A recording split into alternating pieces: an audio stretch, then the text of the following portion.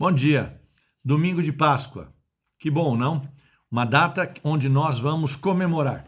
E eu gosto muito quando a Bíblia fala comigo. Eu espero que, através de mim, a palavra de Deus possa tocar o seu coração.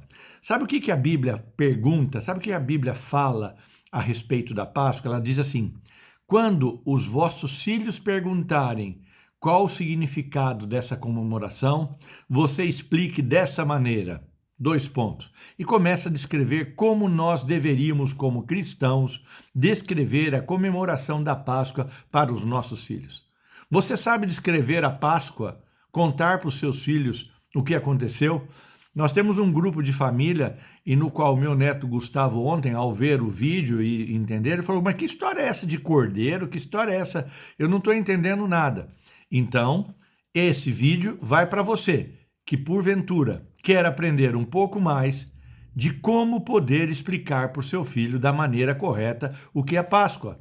Porque hoje o mundo nos ensina que a Páscoa tem simbolismos. Simbolismos do coelho, um coelho que põe ovo e um ovo de chocolate.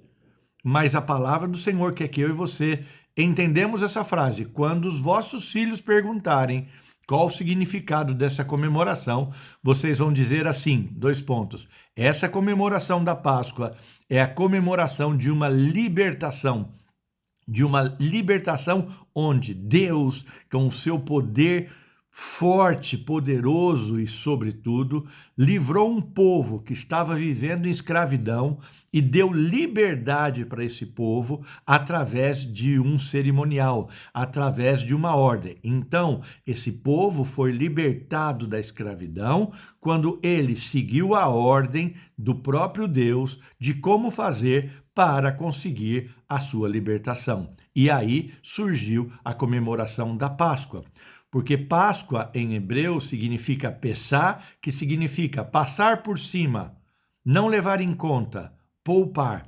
Ou seja, a Páscoa tem um significado onde alguma coisa vai passar por cima e vai ver que aquilo não estava bem, mas não vai levar em conta, só vai tocar aquilo que estava mal.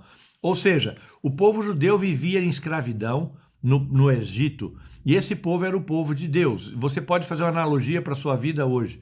Você pode estar vivendo hoje numa escravidão, e esse povo, durante 400 anos, viveu sob escravidão, viveu uma situação horrível, e ele começou a orar, esse povo começou a pedir a Deus para livrar da escravidão. E Deus levantou Moisés como líder, que foi até o rei do Egito, até Faraó, e falou para ele: liberta o nosso povo, nós não queremos mais sofrer.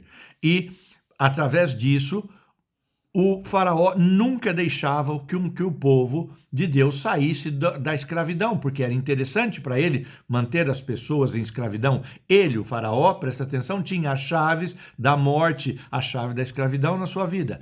Muito bem, o que aconteceu? Deus deu uma ordem para Moisés e falou: você fala para ele que eu vou mandar pragas. Várias pragas vieram sobre o povo de Deus.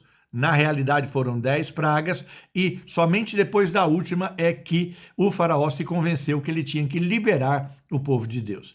O que aconteceu? A última praga, que era terrível, que não tinha como o povo do Egito liberar o povo de Deus, era uma praga que ia cair sobre todos os primogênitos, ou seja, tanto de homens como de animais. E, para fazer isso, acontecia um pequeno problema. Claro que isso para Deus não era um problema. O Senhor disse: eu vou enviar o meu anjo destruidor e ele vai ferir, vai matar todos os primogênitos, sejam de homens ou animais.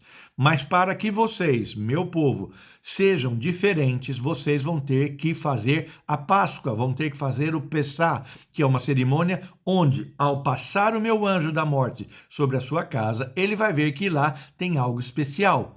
O que é esse algo especial? Então Deus deu uma ordem de como nós deveríamos comemorar a Páscoa como estatuto perpétuo.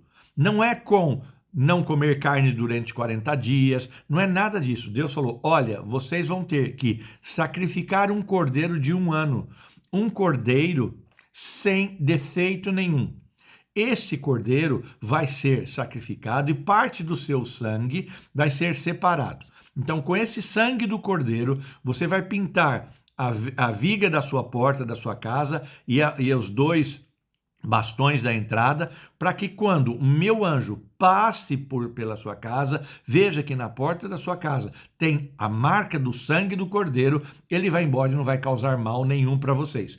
Os israelitas obedeceram à vontade de Deus. O povo egito não acreditava em Deus, não obedeceu, e o anjo foi e aconteceu essa tragédia toda, mas o povo de Deus foi liberto, porque o Egito, o faraó decidiu, não quero matar mais nenhum primogênito, libera esse povo. E ao liberar o povo, a praga cessou. Mas precisou então Deus colocar uma marca que deveria ser comemorado com um cordeiro de 1 ano, no qual as pessoas deveriam comer esse cordeiro em família, ou seja, a Páscoa deve ser comemorada em família, mesmo que sejam poucas pessoas da família, juntassem outras pessoas para comer o cordeiro junto. E esse cordeiro deveria ser comido de uma maneira especial. Deveria ser comido com ervas amargas e pães sem fermento. Talvez você não consiga entender, mas a Bíblia te explica. Comer o cordeiro é tomar parte dele. Então, essa atitude de Deus já era uma simbologia do que iria acontecer com Jesus, que é o cordeiro pascual que tira todo o pecado do mundo. Então, comer o cordeiro é tomar posse, é pôr para dentro de nós a essência do cordeiro, a essência de Jesus Cristo.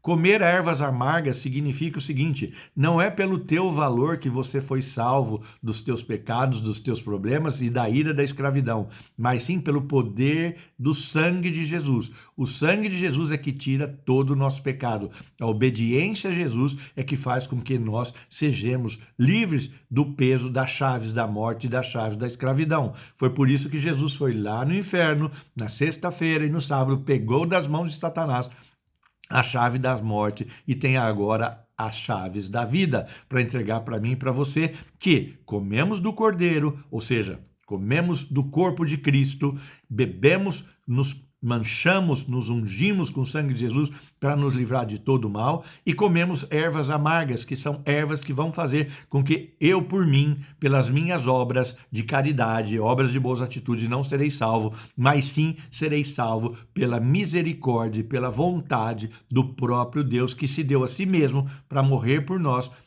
como cordeiro pascual, para tirar de nós todos os pecados. Então, quando nós entendemos isso, nós temos condição de explicar para os nossos filhos, de explicar para aquelas pessoas que ainda não têm uma verdadeira ideia do que está acontecendo na Páscoa, porque as informações e as narrativas atuais sobre Páscoa são tremendas, nos falam de muitas coisas, mas esquecem as ervas amargas, esquecem a separação do pecado, a separação da corrupção, e separam a escravidão de viver uma vida devassa junto com tudo aquilo que não agrada a Deus. Então, eu peço a Deus, eu peço ao Espírito Santo, eu peço a Jesus que nesse dia você possa também não só escrever frases feitas que nós encontramos na internet, muito bonito, como por exemplo, descobrir, a Páscoa é o momento de descobrir o início da vida, a Páscoa é um momento de harmonia com as leis divinas, a Páscoa é um renascer do amor dentro de nós, mas entender o mais importante é que nós, pela Páscoa, pela ressurreição de Cristo, que morreu, foi no inferno e ressurgiu dos mortos para nos dar vida, ou seja, ele nos liberou de todo o pecado, porque o pecado faz com que nós sejamos escravos de Satanás. E a Páscoa é uma libertação de todo o nosso mal. Nós temos que agradecer, porque se eu pecar hoje, eu tenho no céu um advogado, Jesus Cristo, o justo, que já perdoou, vai perdoar todos os meus pecados. Mas para isso eu tenho que comer do pão, comer do vinho, estar com ele, fazer a minha ceia do Senhor, estar com ele dentro de mim, obedecê-lo 100%. Eu tenho que comer do Cristo com as obras das ervas amargas na minha vida, para que eu não ache que eu sou capaz de, através das minhas boas atitudes, ser salvos. Que eu coma pão sem fermento. O fermento significa o pecado, a corrupção, a sujeira, que eu tenho uma vida nessa Páscoa, a partir de hoje, limpa de toda corrupção, de todo pecado, e que eu consiga entender que a Páscoa é uma atitude individual, apesar de eu comemorá-la em família. Eu tenho que querer não pecar, porque quando eu peco, volto a dizer, eu crucifico Jesus Cristo de novo. Mas nós que somos cristãos e que temos a marca na nossa porta, como teve lá atrás no Egito, nós temos o sangue de Jesus que nos faz diferente, não só em roupas, não só em atitudes, cabelos, brincos, não, mas nos faz diferente porque dentro de nós sabemos que habita em nós o Espírito de Deus, um Deus que se aceitou morrer por mim, liberar-me de todo o peso do pecado e me dar a vida eterna. Então, em nome de Jesus, que você nesse dia comemore a Páscoa, ensine para os seus filhos que a Páscoa é a libertação, é um passar por cima. Deus passa por cima dos nossos pecados, mas não à toa, passa por cima com a morte dele mesmo, que morreu para nos dar liberdade, mas ele nos faz, quando aceitamos estar com ele na cruz e ressurgir com ele em uma vida nova, ele nos entrega uma vida eterna por toda uma vida eterna para frente, para que nós possamos dar testemunho para todas as pessoas